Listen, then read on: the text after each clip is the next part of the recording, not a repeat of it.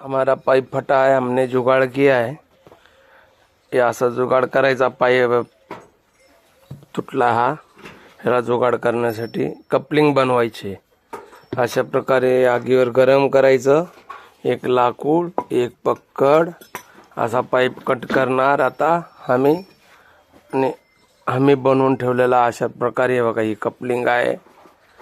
ह्याच्यात घालून असं गरम करून ह्याच्यात अशा प्रकारे घातलं ना तर बरोबर 75चं कपलिंग तयार होते। ही अशा प्रकारे 75ची कपलिंग तयार झाली की मग आपल्याला ह्या पाईपात इझिली मध्ये अशी बघा बसते। हे अशा प्रकारे बसते, ह्याला जॉइंट कपलिंग म्हणतात। अशा प्रकारे ही कपलिंग बनते। आम्ही 2 कपलिंगा बनवल्या जुगाड करून अशा प्रकारे पाईपाच्या।